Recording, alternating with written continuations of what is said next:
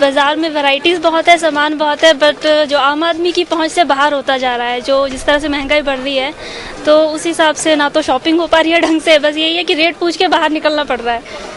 धनतेरस में घर का सामान ही खरीदा जाता है, जैसे बर्तन हो गए, कुछ और चीज़ें होंगी थोड़ी बहुत, बस वही। तो जैसे पहले होता था कि दिवाली के लिए हम सोचते थे कि घर के लिए कुछ बड़ा सामान लेके जाएंगे, तो अब ये तो धनतेरस सिर्फ शगुन बन के रह गया है कि कुछ लेके जाना है, चाहे छोटी सी चीज़ हो।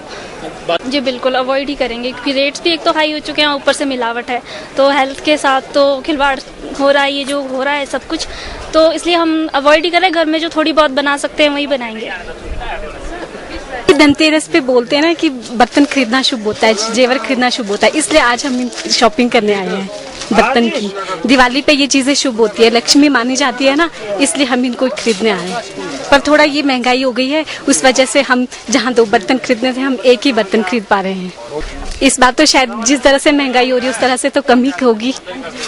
नहीं, अब तो मिठाइयाँ तो कम ही लेते हैं, ड्राई फ्रूट्स ही ज्यादा चलते हैं, गिफ्ट देने होते, गिफ्ट में ड्राई फ्रूट्स ही चलते हैं या फिर कोई आइटम चल पड़ती है।